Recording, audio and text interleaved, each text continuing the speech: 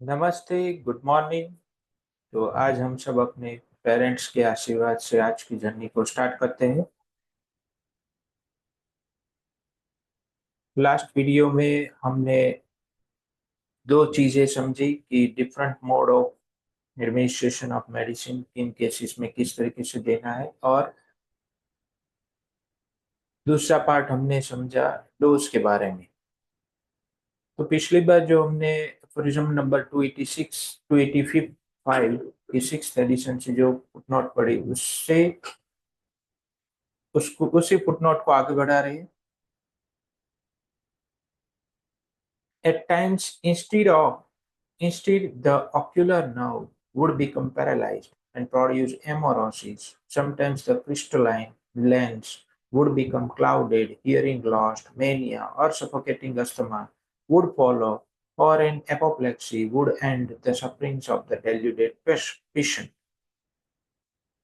तो किसके बारे में है कि हमने काफी ऐसे पेशेंट के क्योर देखे होंगे कि जहाँ पर वो कोई मिनरल बाथ लेते हैं, कोई नदी में नहा लिया या झरने में नहा लिया, तो वो पेशेंट अच्छा हो जाता है, उसकी स्किन कंप्लेंट स्पेशली अच्छी हो जाती है, या जिनकी skin sound sound and clean है, वो अगर ऐसे पेशेंट में ऐसा बात लेते हैं तो वो अच्छे हो जाते। लेकिन जहाँ पर कोई स्किन इरप्शन है, तो उनको ऐसे मिनरल बाथ से इंजरी होती है, और उस केसेस में और उसकी जगह पे जो बीमारी स्किन की है वो चली जाती है, और उसकी जगह पे ऑक्यूलर नर्व पैरालाइज्ड हो जाती है, एमोरोसिस हो जाता है, आई कंप्लेंट्स चालू हो जाती है, या फिर क्रिस्टलाइन लेंस क्लाउडेड यानी कि कैटरेक्ट हो जाता है, मेनिया आ सकता है, हियरिंग लॉस हो जाता है, अस्थमा चालू हो जाता है, और एपोप्लेक्स हो जाता है। और उसकी वजह से पेशेंट जो डेल्यूडेड था यानी कि जो डिल्यूजन में था, वो पेशेंट की सफरिंग एंड हो जाती है इस तरीके से, यानी कि पेशेंट खत्म हो जाता है। अब fundamental principle of the homeopathic physician which distinguishes him from every physician of older schools is this, that he never employs for any patient a medicine whose effects on the healthy human has not previously been carefully proven and thus made known to him। एक fundamental principle है homeopathic physician का कि दूसरे older जो physician है, older school के जो भी फिजिशियन है, उससे ये काफी डिफरेंट है। कि उनका प्रिंसिपल क्या है कि वो ये है कि वो कोई भी ऐसी दवाई एम्प्लॉय नहीं करता जिसकी प्रूविंग अच्छे से ना हो पाई हो, जिसके बारे में वो जानता ना हो, ऐसी दवाई को यूज नहीं करता। प्रिज्म 20 एंड 21 में ये ऑलरेडी हमने कर लिया। To prescribe for the sick on mere conjecture of some possible usefulness for some similar disease, or from hearsay that a remedy has helped in such and such a disease, such conscienceless venture the philanthropic homeopathist will leave to the allopathy। तो बीमार व्यक्ति के लिए prescribe करना एक ऐसे कंजेस्टर का कि जो जिसकी यूजफुलनेस नहीं है सिमिलर डिजीजेस के लिए, और इसीलिए हम ऐसा कह सकते हैं। और उन्होंने सुना हो किसी का बोलना कि ये दवाई इस बीमारी में काम लगती है, और इसीलिए वो दवाई देते हैं। तो ऐसी जो आत्मा विहीन, जो ऐसी होम्यो एक फिलेंथ्रोपिस्ट होम्योपैथ की जो सोच है, वो एक एलोपैथ की तरह ही वो उसको छोड़ देगी, उसी की तरह वो काम करेगी, एलोपैथी की तरह। तो होम्योपैथिक दवाई को अगर एलोपैथिक फंडा के ऊपर अगर हम देंगे, प्रिंसिपल के ऊपर हम देंगे, तो वो एलोपैथिक सिस्टम ही बन जाती है। A genuine physician and practitioner और अवर art will therefore never send the sick to any of the numerous mineral baths, because almost all are unknown so far as their accurate positive effects on the healthy human organism is concerned, and when misused must be counted among the most violent and dangerous drugs. एक genuine physician या फिर practitioner या फिर हमारी art भी, homeopathic art भी, will therefore never send the sick to any of the numerous mineral baths. इसीलिए वो, यही हमारी होम्योपैथिक कला है, यही एक जेन्युइन फिजिशियन या प्रैक्टिशनर यही करता है कि वो कभी भी बीमार व्यक्ति को ऐसे नम्रस मिनरल बाथ नहीं देगा। Because almost all are unknown, क्योंकि ये सब कुछ अननोन है, हम जानते नहीं है so far as there accurate positive effects on the healthy human being. Healthy human being पे उसकी एक्यूरेट पॉजिटिव इफेक्ट क्या है उसके बारे में, जब तक वह वो उसकी बात है, उसके बारे में हम इन सब के बारे में नहीं जानते हैं, तो हमें वो चीज यूज नहीं करनी है। एंड व्हेन मिस यूज, और जब इसका गलत तरीके से यूज होता है, must be counted among the most violent and dangerous drugs, और ये उसकी वायलेंट एंड डेंजरस ड्रग्स में ही वो काउंट होती है।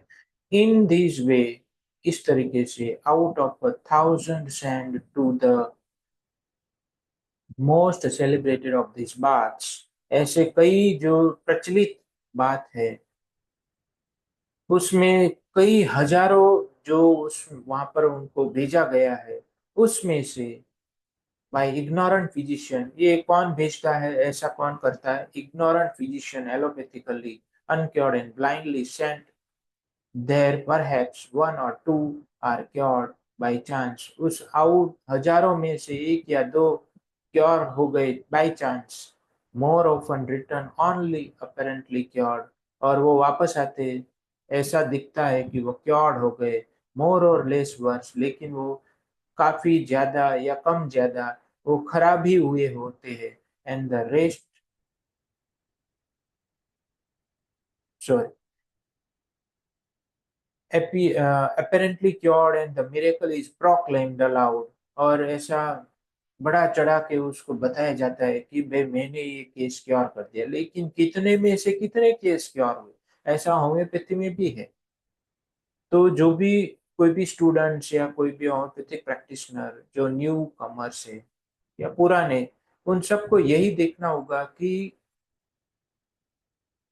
जो होम्योपैथी की अंडरस्टैंडिंग है वो किसकी अंडरस्टैंडिंग में कितने रिजल्ट आए। यानी कि अगर आपने 10 केस देखे एक अंडरस्टैंडिंग को अप्लाई करते करते, तो उन 10 केस में से कितने केस अच्छे हुए, वो जब नजरिया रहेगा तो हम और बेहतर कर सकेंगे। वरना एक दो केस से अगर खुश होने वाले हैं, तो लाइफ तो वैसे ही चलेगी। तो हमें हमारे रिजल्ट रेशियो पर फोकस करना होगा कि कितने परसेंट रिजल्ट मिल रहा है, तो हमें और क्या करना है ताकि हमारे रिजल्ट और बढ़े। Hundreds meanwhile sneak quietly away,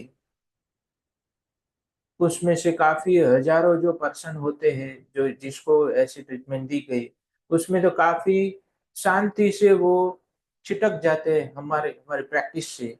मोर और less worse and the rest remain to prepare themselves for their eternal resting place, यानी कि काफी लोग तो ऐसे छिटक जाते, खराब होके, उसके केस खराब हो जाते हैं और वो छिटक जाते हैं, और जो बाकी बचते हैं वो अपने रेस्टिंग पीस के लिए, रेस्टिंग प्लेस के लिए, इटर्नल रेस्टिंग प्लेस यानी कि मृत शैया की ओर आगे बढ़ जाते हैं। यानी कि उनकी बीमारी और आगे बढ़ के वो डेंजरियस हो जाती है। A fact that is verified by the presence of numerous well-filled graveyards surrounding the most celebrated of the spas। ऐसी स्पा लेके, आजकल तो ये जमाना है कि ब्यूटी सैलून एंड स्पा का, तो ये स्पा, उसी की स्पा की वजह से काफी पेशेंट ऐसे खराब हो जाते हैं या फिर उसकी बीमारी और वर्सनिंग हो जाती है बिकॉज ऑफ दिस सप्रेशन। तो ये काफी ग्रेवयार्ड में हम देख सकते हैं कि अपने आसपास काफी लोग मर रहे हैं क्योंकि इस तरीके की ट्रीटमेंट्स दी जा रही है। उसके लिए एक और फुटनोट है, फुटनोट की फुटनोट है, a true homeopathic physician, one who never acts without correct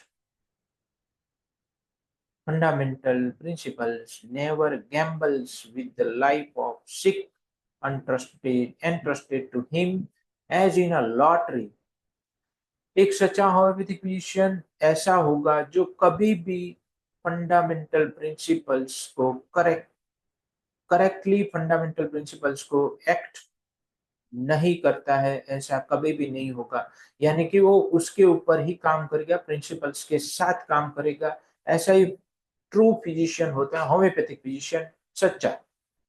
और क्या नहीं करता, वो कभी भी गैम्बलिंग नहीं करता पेशेंट की लाइफ के साथ, बीमार व्यक्ति की लाइफ के साथ, जो उसके ऊपर ट्रस्ट करके बैठा हुआ है। जैसे कि एक लॉटरी की तरह वो कभी भी गैम्बलिंग नहीं करता कि एक दवाई दे देते हैं, नहीं ठीक होता तो दूसरी दे देंगे, फिर तीसरी दे देंगे, पेशेंट कहाँ जाने वाला है। ऐसा कभी वो गैम्बलिंग नहीं करेगा सच्चा homoeopathic physician. Where the winner is in the ratio of 1 to 500 और 1000, जिसमें से एक ही पेशेंट सच्चा बाहर निकल जाएगा 500 1000 केस में से। तो ये गैम्बलिंग है, इस तरीके से काम नहीं करना है। Blanks here consisting of aggravation और डेथ, बाकी के जो ब्लैंक है वो सब एग्रावेशन या डेथ की ओर चल पड़ेंगे। विल नेवर, और होम्योपैथिक फिजिशियन क्या नहीं करता, will never expose any one of his patients to such danger and send him for good luck to mineral bath. वो सच्चा फिजिशियन, सच्चा होम्योपैथिक फिजिशियन कभी भी अपने पेशेंट्स को ऐसे डेंजर में एक्सपोज नहीं करता, भेजता नहीं है, ऐसी डेंजरियस एक्शन के लिए परमिशन नहीं देता। वो कभी भी मिनरल बाथ के लिए वो गुड लक के साथ भेजता नहीं है, as is done so frequently by allopaths, क्योंकि ऐसा एलोपैथ के द्वारा फ्रिक्वेंटली कहा जाता है। आजकल स्पा का जमाना है और एलोपैथ काफी स्पा के लिए भी बोलते हैं। In order to get rid of the sick, क्योंकि मिनरल बाथ की अब टर्मिनोलॉजी चेंज हो गई और बोला जाता है spa, that is also mineral bath, as is done in so frequently by allopathy in order to get rid of the sick, कि एलोपैथ के द्वारा ये बीमार व्यक्ति से पीछा छुड़ाने के लिए उसको स्पा में भेज देते हैं। In an acceptable manner spoiled by him और अदर्स, और ये एक्सेप्टेबल मैनर में है, सब किसी को कोई प्रॉब्लम भी नहीं। और स्पा के साथ अब इजीली फिजियोथेरापी भी आ गई। स्पॉइल्ड बाय हिम और अदर्स में इन सब जो भी ट्रीटमेंट्स आजकल अवेलेबल है उसकी मैं कोई क्रिटिसिज्म नहीं करता या उसकी बुराई नहीं करता हूँ, लेकिन उसकी जरूरत भी है। किन केसेस में उसकी जरूरत पड़ने वाले है, उसको हमें एक वाइजली उसको डिफरेंशिएट करना होगा, किन केसेस में फिजियोथेरापी या स्पा की जरूरत है और किन केसेस में नहीं। और ये भी हमें एक विजडम के साथ करना होगा, ना कि एलोपैथिकली जो हमें बता रही है, क्योंकि वो तो वही बात हो जाएगी। फिर होम्योपैथी के साथ भी इन दोनों को एक वाइजली यूज करना होगा, तब जाके अच्छे रिजल्ट हम पा सकते हैं इन ट्रीटमेंट से भी। लेकिन अगर ऐसा नहीं होता है तो फिर ये वापस वही एलोपैथिक ट्रीटमेंट ही हो जाएगी। Aphorism 286, for the same reason the effect of homoeopathic dose of medicine increases the greater the quantity of fluid in which it is dissolved when administered to the patient, although the actual amount of disease it contains remains the same. इसी कारण की वजह से जो homeopathic medicine की जो effect है वो इंक्रीज हो जाती है। हमने पिछली बार देखा था मिनिमम डोज फिफ्थ एडिशन में, वही उसके बारे में हम समझ रहे हैं फिफ्थ एडिशन। तो उसी की बात कर रहे हैं कि फिफ्थ एडिशन में पिछले 285 में ये समझा, तो वही कारण उसमें आगे बढ़ते हैं कि ये मिनिमम डोज की वजह से होम्योपैथिक जो मेडिसिन है उसकी इफेक्ट, उसकी डोज की इफेक्ट बढ़ जाती है। The greater the quantity of fluid, जितना फ्लूइड लेंगे, डिजोल्व करेंगे टू 100 ml, 200 ml, 500 ml, जितनी बार आप जितनी ज्यादा क्वांटिटी ऑफ वाटर लेंगे उतनी इफेक्ट और बढ़ जाएगी। when administered to the patient, although the actual amount of medicine it contains remains the same, भले ही हमने काफी ज्यादा डिजोल्व किया लेकिन एक्चुअल अमाउंट ऑफ मेडिसिन, क्योंकि वो एनर्जी के रूप में है, वो वही रहती है। और ये समझने के लिए हमने ऑलरेडी आगे के एफोरिज्म्स, तो एफोरिज्म नंबर 1 to 7 थे, आप उसको फिर से सुन सकते हैं। यही बात हमने समझी है कि एक एनर्जी है, एनर्जी डायनामिक फॉर्म में है। तो डायनामिक फॉर्म की एनर्जी हम देख नहीं सकते, लेकिन उसकी इफेक्ट को हम देख सकते हैं, महसूस कर सकते हैं। ये हमें समझना है। और ये अप्लाई होगा यहाँ पर कि जो दवाई को कि चाहे कितना भी आप डाइल्यूट कर लो, डिसॉल्व कर लो, दवाई वही की वही रहेगी, उसकी अमाउंट भी वैसी रहेगी, क्योंकि वो डायनामिक एनर्जी के फॉर्म में है। फॉर इन दिस केस, इस केस में when the medicine is taken, it comes in contact with a much larger surface of sensitive nerve fibers responsive to the medicinal action. Although theorists may imagine there should be a weakening of the action of the dose of medicine by its dilution with a large quantity of liquid, experience asserts exactly the opposite. Theory imagine ये करवाती है कि उसको dilute करेंगे तो ये less quantity हो जाएगी, दवाई की एक्शन वीक हो जाएगी, लेकिन उसकी जब एक्सपीरियंस किया गया तो ये काफी अपोजिट हो गया। जितना ज्यादा डाइल्यूट किया, उतनी ज्यादा बेहतर तरीके से एक्शन होने लगी। At all events when the medicine are employed homoeopathically, जब भी होम्योपैथिकली शूटेड मेडिसिन होगी और उसको और ज्यादा डाइल्यूट करके देंगे, तो उसकी एक्शन भी उतनी बेहतरीन हो जाती। फुटनोट है उसके लिए, it is only the most simple stimulants, wine and alcohol, that have their heating and intoxicating action diminished by dilution with much water. सिर्फ ये मोस्ट सिंपल स्टिमुलेंट्स जैसे कि वाइन, अल्कोहल, कि जिसके पास हीटिंग एंड इंटॉक्सिकेटिंग एक्शन है, उसको dilute करके water के साथ डाइल्यूट हो जाती है, उसको ही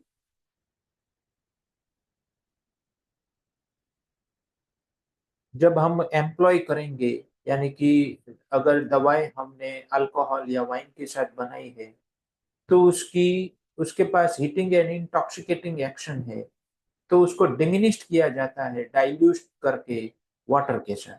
तो ऐसे जब हम उसको और डाइल्यूट करेंगे, तो हमें लगेगा कि ये वीक हो जाएगी, लेकिन वो वीक नहीं होती, उससे और अपोजिट एक्शन, यानी कि और ग्रेटर एक्शन, बेहतरीन एक्शन होम्योपैथी दवाई की हो जाती।